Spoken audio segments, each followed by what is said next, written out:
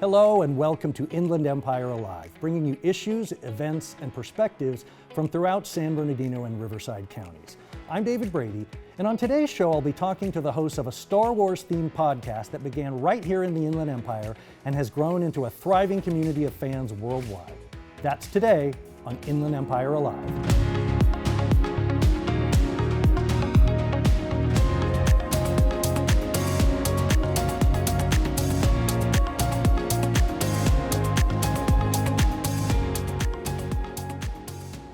Well, I am delighted to welcome our next guests. They are out from behind their microphones. They are here in the studio. Please welcome Scott Kruger, Marco Patsos, aka Scott Solo, and Darth Moocher from Sarlacc Digest, a Star Wars podcast. Gentlemen, what's up, nerds? What's up, nerds? You got it. Love it. Right. So before we get into the podcast, Sure. I want to go all the way back to the beginning. How did y'all meet? Tell me the story of how this began. Sure. It's the typical Star Wars boy meets boy. We're standing out front watching a Star Wars movie, or before the movie. Where was this? This was in Victorville, or Hesperia in the high desert. One group of friends meets another group of friends, like 6 in the morning, waiting for the Star Wars at midnight show, and we start talking. And as we're talking, we get a crowd around us. We exchange numbers at the end. A couple years pass. We meet again for another movie. Someone brings up the mention of we should do this, on a regular, like a podcast. And we're like, I don't know. What's a podcast? Yeah, seriously, we actually So whose idea was it? Do you does someone get credit for having the idea? Yeah. So there's actually 5 of us on the podcast, and I can mention his name, Mike. Yeah, no, let's give a shout out to the other hosts. So Ernie, Mike, and Joey were the ones who were familiar with the podcast. He came in a little bit later who had a podcast. And so my group of friends were kind of like, okay, we'll do this. Discussed it, got out the details, came up with a name, and 6 years later, we've been doing this. So describe the show to me. If you got 30 seconds in an elevator to tell me what your show is all about of all the Star Wars podcasts. The difference between us and all the other Star Wars podcasts is we like to try and keep it positive. We like to try and really get into the lore of everything. You watch a new show or a new movie, you digest what it's about, you put it in its place, you move on to the next. A lot of podcasts are out there just trying to rail on everything, be very super negative about it. And unfortunately, that generates a lot of clicks, where we try to keep it, we're the little podcast that keeps on chugging along because we keep it positive. And it doesn't mean we have to, love everything, but... No, we certainly don't. We do have our voice, our opinions. Well, you've anticipated something I wanted to ask about. So, nerd culture, for lack of a better term, has gotten a reputation for being very rough and tumble. There's a lot of sharp elbows, a lot of very, toxicity. Strong opinions, toxicity. When you were thinking of doing a podcast, was there any trepidation about putting yourselves out there and, was my banter going to be embraced by an audience? For me, I don't think I thought about that. So no one said, I've got a bad feeling about this. No, No. I think about after we recorded our first episode, I think it was like, what did we do? But that's just trying to get comfortable with the mics. But what has the response been? I mean, were you surprised by the reaction you got as the community has grown? Overwhelmingly positive, honestly. We now put on events, charity events, up in the high desert, and we have people that we recognize that come. I'm at Target in the morning picking up a coffee, and somebody will walk up, Scott Solo, and just start talking to me. And it's weird that we're international, but it's also we've got a really strong local group that recognize us on the streets and whatnot. And I had somebody tell me, "Get out of my Walmart! You're buying my toys."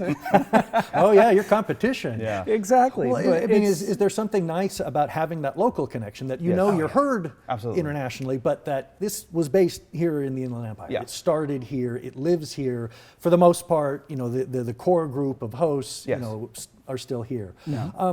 You touched on this a little bit. Do you, among the hosts, generally agree? Do you find that you typically have the same tastes? I think for the most part, yeah. For the most part, but there are it's the little nitpicky things where we can get. You want to test it? Oh, please. You want to have some fun? Yes. Sure. You want to give this a try? Yeah, let's do this. There is no try. Do or do not. All right, we're going to call this the lightning round. Okay. Start. This is not a purity test. This is not some weird Oh, it fan is. Trust me, it gatekeeping, This is purely to kind of just see where you fall on a couple of topics in Star Wars fandom that there's been, let's say, healthy debate. Okay.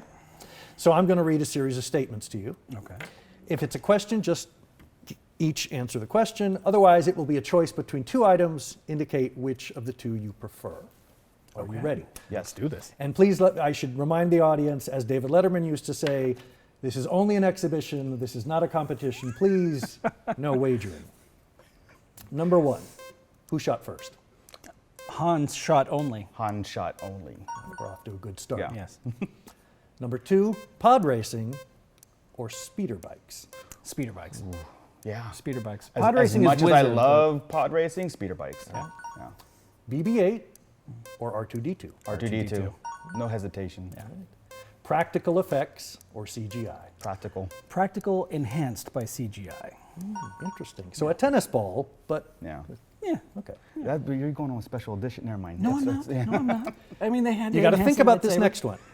And I'm talking about their portrayal in recent productions. Okay. Young Han Solo or young Princess Leia? Oh, I'm going to go young Princess Leia. Yeah. There was something Obi-Wan about Kenobi, that kid. the little actress. Yeah. All right. Yeah, the Han Solo is too close to the real. Okay, more of a parody, It still more worked, of a but caricature yeah. or Yeah. imitation? Okay. Exactly. Yeah. Yeah. And there's something about that little girl, how she was Yeah. able to really inhabit that It was. character. It nailed it. All Yeah. right. The Mandalorian or the Book of Boba Fett? Mandalorian. Mandalorian. No hesitation. No. Yeah. Midichlorians Opposite. or Ewoks? Ewoks. Ewoks, absolutely. Okay. Anything. Midichlorians. Interesting that you still chose one. You didn't say it's an impossible Oh choice. no, Ewoks are great. Yeah, Ewoks are great. Midichlorian, once they made it biological, Yeah. it lost some of its fantasy. Yeah, Okay. The Yeah. mystic. Jakku or Tatooine? Tatooine. Okay, I see where this is, Yeah. Okay. yeah. There were some cool sets though in Jakku. There was. Yeah. Yoda or Grogu? Oh my goodness. I'm gonna go Yoda. Yeah, we're I'm going a- old school. I'm purist. Yeah. Okay. But Grogu has taken the He's- world by storm. Yeah. All right. I mean, can see it's a hard. it This is a is. hard decision. Yeah. Okay. Last question, and I'm really referring to, let's say, pre-Disney, post-Disney with this. Okay. Old Boba Fett, pre-Disney, Yeah. Right. young Boba Fett, or I mean, more like old Boba, like the Disney version of Boba Fett, or the George Lucas version of Boba Fett. I'm going because we're such a expanded universe fan, and Boba Fett nailed it in the pre-Disney era. Yeah. The Yeah. current era of Boba Fett, where he's taking his helmet off every 5 seconds to negotiate things being instead of nice just shooting. and- Yeah. yeah. it's- And sleeping in the back to tank Back Yeah. to tank flashbacks. Yeah. Yeah. and the scooters. So, Thank you for saying that. We did say that.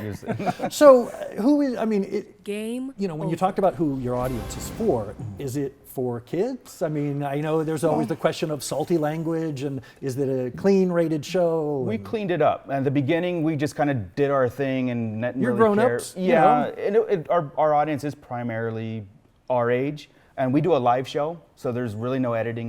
We have a live chat room and everything. But there are certain kids that watch, so we are mindful of that. We do tell them, like, any guest that we have on, it's PG. Keep it that way. Okay. How has the program evolved? You talked about, you've almost reached 200 episodes of the core show, but you've branched out into all kinds of other programs, shorts on TikTok. I mean, tell me a little bit about how the show kind of branched out. It was out of necessity once COVID hit, because we used to all gather around a table a lot like this. Each one of us had our own microphone set up, and we would just have a conversation for a couple of hours a night. When COVID hit and everybody had to go, sequester themselves in their homes, we had to adapt. And whenever we adapted, we decided to start doing it online on YouTube and do the live shows. And that was it was like the necessity right there. To keep going, we had to evolve. And then from there, it just, well, you know what? We want to talk about DC Comics, or we want to talk about Indiana Jones. We want to do this, but it doesn't fall within that category of the Sarlacc Digest. So then we had the Beyond the Pitch show. Right. And then we were trying to hit a certain number of followers on YouTube. So I branched out onto TikTok and started doing TikTok videos and seeing if we could drag people from TikTok onto YouTube with shorts. And it became pretty darn successful pretty fast. So, yeah. Yeah, and then of course, as a group of us, we all have extra strong opinions. And so we want to make sure our voice is heard other than drowning out. So I'll have my Moochers Mondays that I'll just kind of concentrate on life outside of the movies, how we live Star Wars. Chris, who is Grand Admiral Franz, is on the show. He'll do a Hoth topic, which will kind of do his venting. He's like the one that's like, animated about things. And so we kind of put this all under the umbrella of Starlight Digest, and we, of course, we're all pop culture geeks. And I would hate to use such a crass word, but it seems like you've each sort of created your own brand within kind of the larger Starlight Digest. So I know what I'm going to get when I watch, one of Scott's segments. I know what I'm going to get when I watch, one of Darth Moocher's segments. Before we go, I want to make sure we let people know, where can they find all of your content? Because again, it's more than just the podcast. There are some other elements as well. So what is the best way people can find you? Well, we drive everybody to our YouTube channel, which is Starlight Digest Podcast. And then we have our Facebook, the After Talk, our Facebook, what we call it, Starlight Digest Central, where the conversation continues.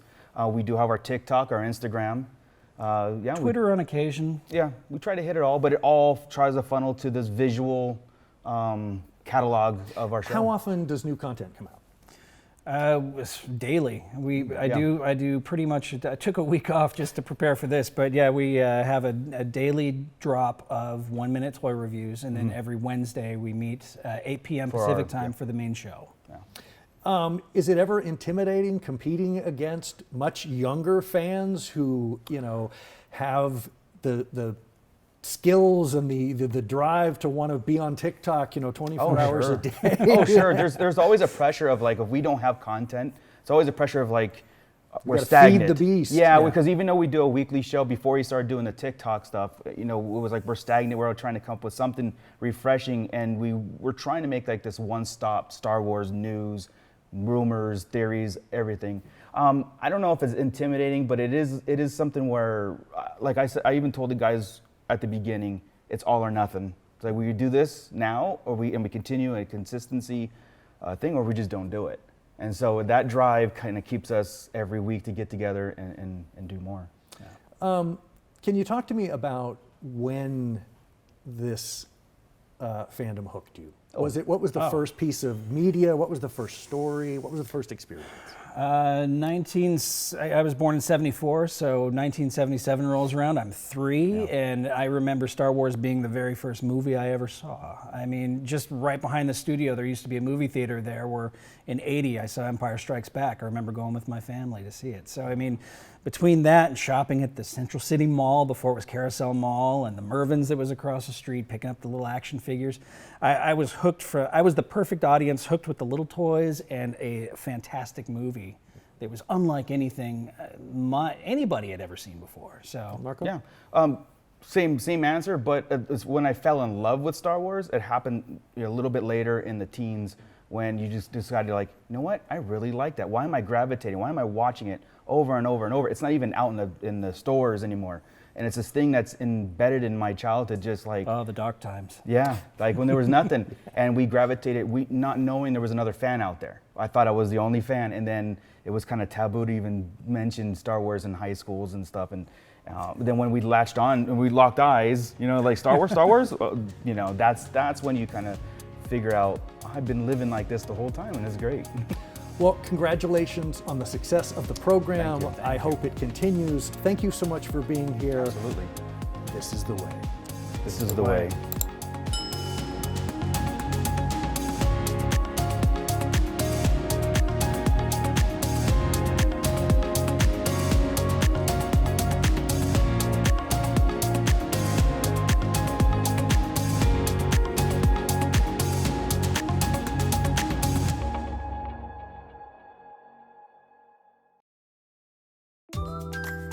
If you'd like to be a guest on Inland Empire Alive, email us at guest@iealive.com.